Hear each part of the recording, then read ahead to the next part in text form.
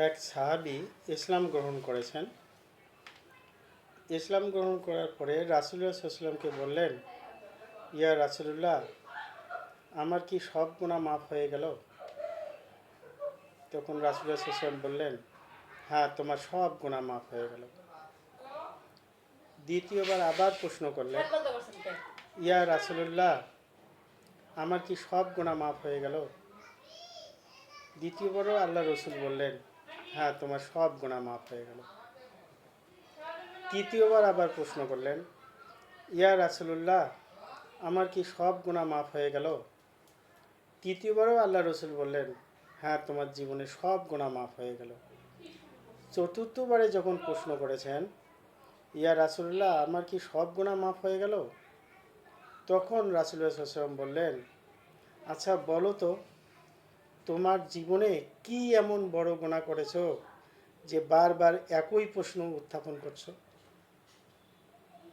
তখন এই সাহাবী তার জীবনের একটা গুরুত্বপূর্ণ ঘটনা বর্ণনা করলেন।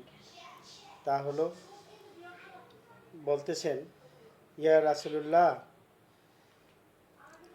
আমার একটা মেয়ে ছিল।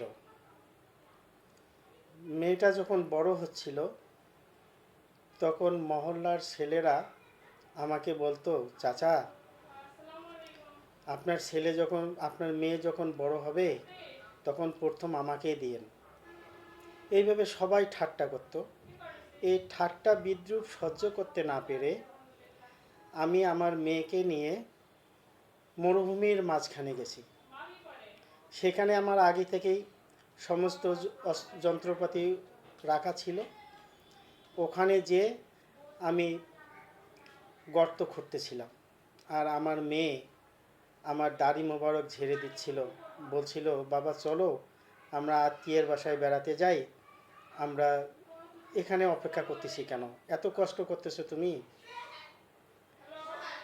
এই লোক ওইদিকে ভ্রুক্ষেপ না করে গর্ত খোঁড়া শুরু করলেন এবং গর্ত খোঁড়া সমাপ্ত করলেন। এরপর ধাক্কা মেরে ওই মেয়েটাকে গর্তের মধ্যে ফেলে দিলেন। ফেলে দিয়ে মাটি চাপা দেওয়া শুরু করলেন। মাটি চাপা দিতে দিতে এই মেয়ে বলল, বাবা তুমি আমাকে আর মেরো না, আমাকে মেরে ফেলো না, আমাকে বাঁচাও, আমি জীবনে তোমার বাবার পরিচয় দেব না, আমার বাবার পরিচয় দেব না। এ কথা শোনা সে কখনোই ভ্রুক্ষেপ করলো না, সে মাটি চাপা দিতেই থাকলো। এক পর্যায়ে যখন শেষ মাটি চাপা দিবে তখন একটা চিল্লান দিয়ে উঠেছিল, বাবা বলে একটা চিল্লান দিয়ে উঠেছিল। এই চিল্লানটা কান দিয়ে আমার কলবের মধ্যে প্রবেশ করে। আমি এইটাই সহ্য করতে পারছি না। আর এদিকে রাসূলুল্লাহ সাল্লাল্লাহু আলাইহি ওয়াসাল্লাম ফোপাই ফোপাই কাঁদতেছিলেন আর বলতেছিলেন, যার একটা মেয়ে হবে তার একটা জান্নাত, যার দুইটা মেয়ে হবে তার দুইটা জান্নাত, যার তিনটা মেয়ে হবে সে আমার সাথে জান্নাতে প্রবেশ করবে।